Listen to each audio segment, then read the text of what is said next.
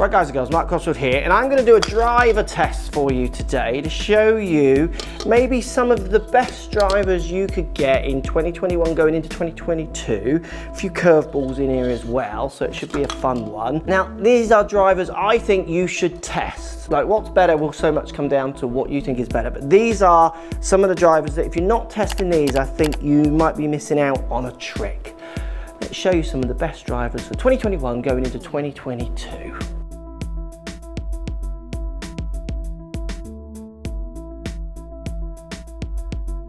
So we've got the Sim2 from TaylorMade, used by many tour players, obviously a real favourite amongst people who are, you know, it's a golfing favourite look, isn't it? You see it on the telly, you want it in your bag. Cobra Radspeed, the standard one, so this is the XD, performs as good as anything. We'll show you the numbers and obviously price is a part of this. Ping G425 Max. So we've got drivers that could apply to tour players, which all these are used on tour versions of, and some of them, and golf, club golfers as well. And a couple of curveballs to finish here in the Big Bertha B21. This is a draw driver, but with an interesting narrative of low spin, which we'll show you. And the Srixon ZX5, again, a driver maybe not available in as many pro shops, but used on tour amongst the staff players in Srixon, which is an interesting one because everyone would think the 7 would be the more popular. Let's get in. All looking very good down by the ball. The Max from Ping maybe presents the biggest. The draw driver in the Callaway doesn't sit all drawery, which I like. You got carbon tops, really noticeable on the Srixon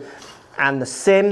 TaylorMade Sim shop appeal, I do think is as good, if not the best. It looks really clean. It's got this matte finish with the white stripe and the blue, like, looks great. And then the Cobra with its round off face looks slightly different, but still very good down by the ball. They're all relatively stretched back at the back. Maybe the ZX5 the least, but they all look big, friendly, kind of, you would look down at there and think you've got enough help. Starting with the Cobra. Now the Cobra sounds solid, it's not uber loud, it looks good down by the ball and sounds like fantastically, almost neutral feeling to it. So it's not like really tingy, but it's not dead quiet. It has a slight muffle to it, which makes it sound like solid, like firm. Looks really good down by the ball with the Cobra lineup line on top. The curved face is slightly different to look at, but the tech on the Cobra, that face is in effect trying to help you. It does, it just feels so solid. Tech-wise, Cobra has a CNC milled face. They're playing with the curvatures as well to try and help you with off-center hits, keeping ball speeds up and direction. With Rad is to do with the radial weighting, so the weighting of this club trying to improve MOI, changeable neck, which we get in obviously all of these ones, I think. Yes, we do get changeable. I didn't know if the Bertha did, but it does. And we also get Arcos in the top if you want to track if your purchase is actually working for you. If you want to deep dive further into the tech with these drivers, I've got full videos on most of them. Just the Sim2 I haven't, but it'll be very much the same as the Sim1.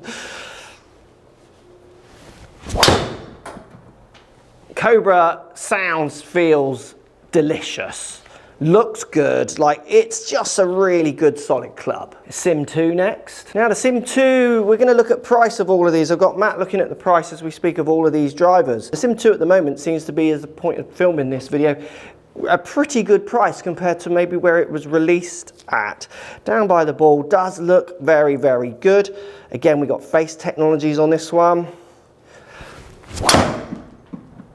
It's such a similar sound as well to the Cobra, or Cobra to this, whichever way round you want to go. It has that nice kind of carbony, medium clip to duller sound.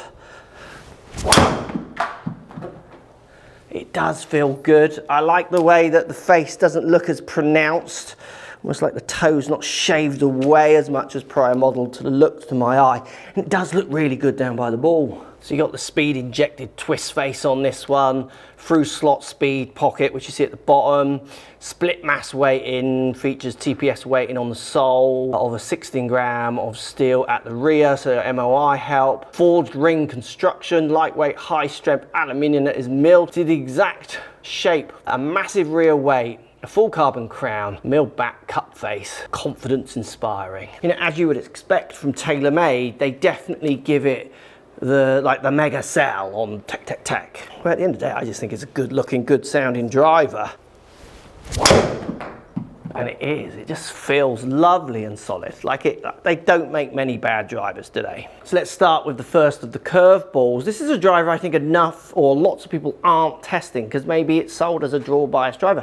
But I mean, where this is draw biased in the Callaway, it's draw biased with the ideas of low spin, which for me is quite a clever design. And when I first tested this club, I was absolutely super impressed with the idea of a draw driver that isn't spinning like at 3,500 revs every time. Looks good down by the ball, definitely maybe the most triangular shape at the back. The blue head looks nice.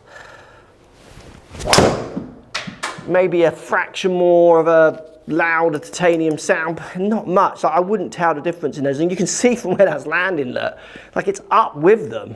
And like TaylorMade, Callaway will give you lots of ideas of tech. You've got jailbreak ideas with this draw bias, but the weight forward, the AI flash face. You know, there's loads of buzzwords with this, similar to TaylorMade. Like those two like to have a good old scrap on who's saying the most buzzwords almost.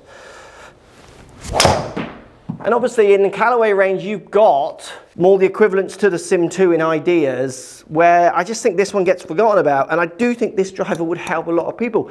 Now, bear in mind, it's marketed as a bit of a draw driver. That doesn't mean it's going to turn your fade into a draw. But if you can game a club that reduces your curvature, so let's say you've got 15, 25 yards of curvature to the right, and this brings it down to 10 to 15 yards of curvature to the right, you might find you squeeze some extra distance out from that different flight, that different curvature. Don't go into this thinking, oh, I'm going to now draw my driver. Subject to what you bring to it, you know, it can only do so much. And we will show the numbers on all of these to show you, when fitted for me, how close they all are. And we've got a fun little game coming up the end as well to see which one I picked to give it the almighty ball speed test for me, which at the moment is not as quick as I want it to be, unfortunately. But again, it sounds good, it feels good. You can see I faded that one, so in theory with not this draw bias, that might have tailed off a bit more. It's those situations you might find it helps you a little bit more. A good looking driver. I'm not sure if everyone will dial into the blue. I think black or greys is kind of where people want their drivers in this masculine world we live in, but I quite like the blue. Srixon ZX5, the other curveball. Black carbony crown, definitely not as stretched back as maybe some of the others. Little red lipstick round the back, very classic looking driver. Again, it feels right into that ilk of solid sounding drives. You know, I got that little bit low heely, which is why we see the extra cut, but it's like it's not too crazy tingy. They all have this kind of carbon offset sound to them, which I think is really popular. In the Srixon, we get rebound face. Obviously, they're all playing with the face. We get weighting at the back for MOI ideas. We get changeable necks, like I say, on all of them, so you can dial in. Tour inspired shape, and the surprising one, they make a 7 and a 5 in this, and the 5 seems to be the most popular one on tour at the minute, where you would think the 7 is like the more pear-shaped kind of lower spinning idea-y one to go for the better players, but they're all going for this one, it seems. Well, lots are. And it's got that lovely, I can't pick on the feel between all of them. They're so close. I would say this one is maybe the most classic looking out of this bunch. You know, noticeable mentions that didn't quite make it into this test. You got the tight list if you want really, really classic looking, and obviously that kind of classic brand name. Still a good driver to test, but these are just, I had to choose 5 of my favorites, and this is what I came out with. So finally the Ping G425, and this is the Max version. Remember, you've got the SF tech and you've got low spin in this kind of idea. So this is the most standout, maybe different looking, with its turbulators on top. It's all black. It's got the most unnoticeable changeable neck. You know, it's the most slender, which is typical of Ping, just doing something and a little better. Very big down by the ball, and it's always interesting, I think, that Ping can get the Max on tour. So the Max is like, oh, I need the Max help, and yet it just performs generally as good as any, well, tour players are using it on tour. So it's like, you know, my mum and dad use this club and tour players use it. It's clever. And then maybe we move a little bit into a louder sound with this one. So we are hearing a little bit more of a titanium wallop. Feels good though, like really nice. So this one, we got the movable weight at the back. You got higher MOI, subject to where you put this weight. Precision forward face, they all play with the face, adjustability, aerodynamic design, and internal ribbing for internal rib structure, reinforcing key sections of the head to improve acoustics for a solid, pleasing sound and better feel. Yeah, this one on the head has the most visible tech, basically. So as I go through and hit more balls, because I want to get a good data set, and I'm going to just, I did it through one, through another, to try and find no patterns in my data. Let's head over to Matt to see what he's got about the price. Where is your hard-earned money going, and what actually are you paying for? Right, price. Back in the studio, look, while Mark continues to hit out in the simulator there, I'm back in the tidy studio talking price. Should we start with cheapest first? The King Radspeed XB driver is the cheapest at $369. You tend to see Cobra doing that with their drivers and equipment, always pricing themselves a little cheaper than the competitors. Callaway Big Bertha B21 at $399. So I reckon that the TaylorMade Callaway, possibly Ping as well, when it was released, it might have been a little bit more expensive, but this is the prices at the time of filming this video. And the rest are all bunched up and all the same price. So TaylorMade Sim2 $399, Srixon ZX5 $399, Ping G425 $399. So all very good drivers, loads of tech in all of them. Will you be picking the cheaper option, Cobra $369, or would that £30 not make that much of a difference? Let us know in the comments down below. Or will you be basing your purchases on the other things like performance, look, sound, feel, all those kind of ideas? Let us know in the comments down below as well about that. So interesting how close they've all got on the price now, I think. I think the Sim2 at that price, if you're comparing it to the others, is a great buy. And I actually think in the very strange times we're living through at the minute, you could even get Sim1s, older versions of those if you want, you know, really good prices but still good performing clubs. So I need one more with this club, and let's see what the numbers are showing and which two I'm going to take into my game at the end.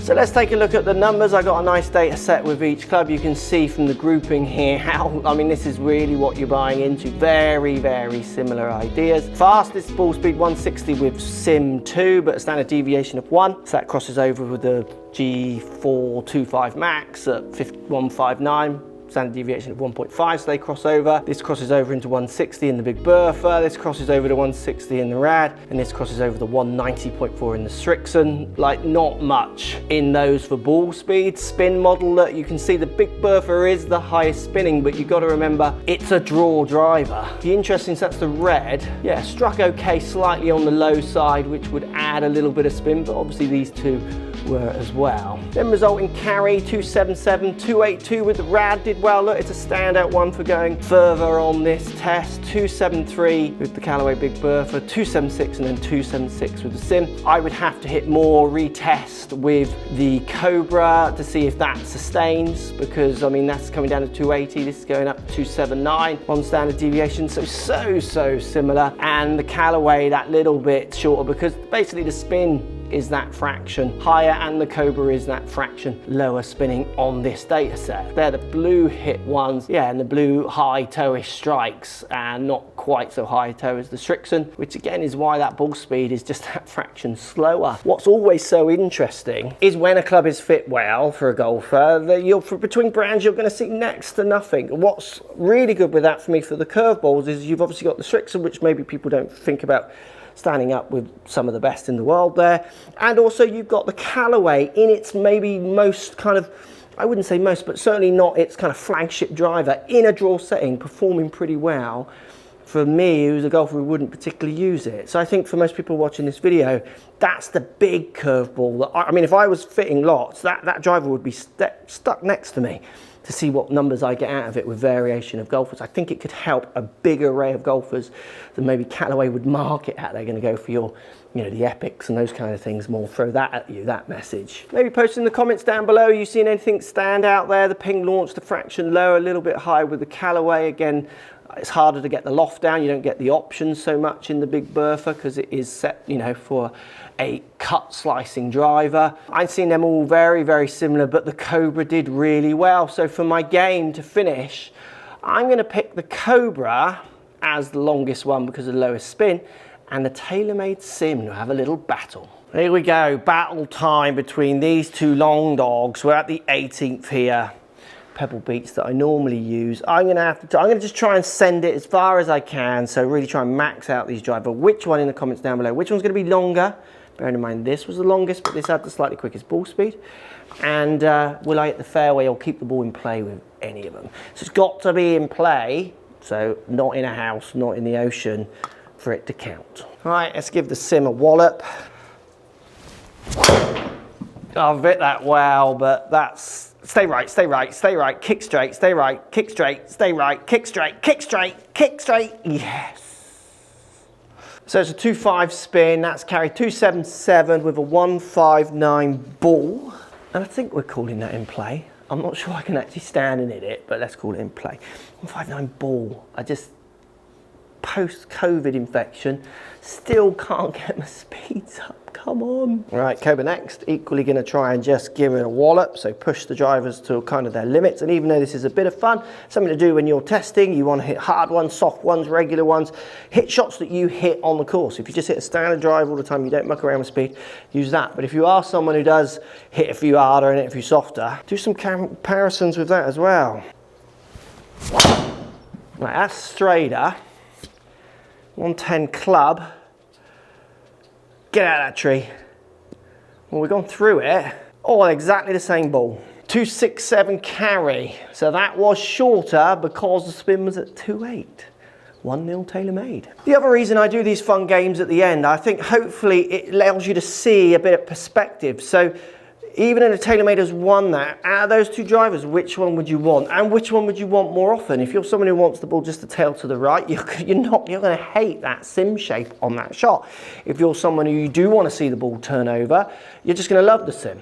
And then the distance-wise, obviously on the flat range, so what we'd call kind of dry ball data, yeah, the Sim won, lower spinning, so on and so forth. But I mean, it's slightly two different strikes, then in turn slightly different launches, the different spins coming from the strikes. So you're seeing 10 yards in carry, but really what we're seeing is a human deviation. And I think that's sometimes so lost in these, which is why it's good to do these kind of tests to maybe put it a bit more in reality, that does that extra dry distance of 6 yards actually count for anything when you go out on the course? Often you'll find it might not. Certainly if your standard deviation of left and right is like 30 yards, extra 6 yards distance, well, maybe get the 30 yards standard deviation down to 20 would be a bigger ask. Right, Sim, smash. Straight, maybe slightly bottomy. It's it's slightly bottomy, so it's higher spinning. So you can see that's now performing pretty much like the Cobra, but done very well for direction. Yeah, 3-4 spin. Look at the difference in spin. Like, it's just the human, isn't it? So that's a 256 carry. Really shoots down when my strike varies. So Cobra just needs a decent strike in it or get to 1-1. Yeah, so look at the flight. Much nicer flight, look. Carrying. Maybe the longest. Definitely the straightest. 157 ball, so the slowest, but 273 carry, or 270 on there because we've got slope. 1-all. Right, last one. Come on, 160 ball. Just hit it. Didn't get all of that. Is it going to? Yeah, it's right enough. It's 111 club, so the club head speed is there, but you see it's full. I give it more, but the strike's not there, so it just falls straight into that pattern. 160 ball, but spinning at 3.2. It's about 160, yeah, 163 carry. So that struck is like, you know, one of my bigger end, top end drives. Because 160 ball speed for me on a miss it is promising. Right, 263. Can Cobra steal it at the end? It's the cheapest. It can't be true. Will it stay straight? Yes, I have. I felt like I turned that, but it stayed straight. And 111. Oh, it's the longest by a mile. This is a better strike, you see, 2.3, 2.82 carry. It's the cheapest and it's the longest. Whatever the longest means. 5 great drivers. These are ones that you should be having in your test list. If you're not, you're maybe missing a little trick. I would be interested in how many of you are testing this one. I think this could help a lot more golfers than maybe are testing it. But you ain't gonna go far wrong if you're testing them. As you can see, when they're fit, the numbers are so similar. Then when you take it to the course with the fun little game, we can say the Cobra wins, but if I just repeat that test over and over and over again, it's gonna flip between any of these 4.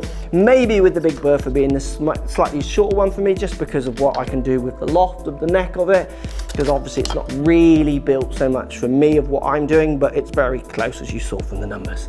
Let me know in the comments down below if this video helps. Don't forget to subscribe, hit the thumbs up button if you like these compares and you want to see more of them. Thanks as always for watching. We'll see you in the next video.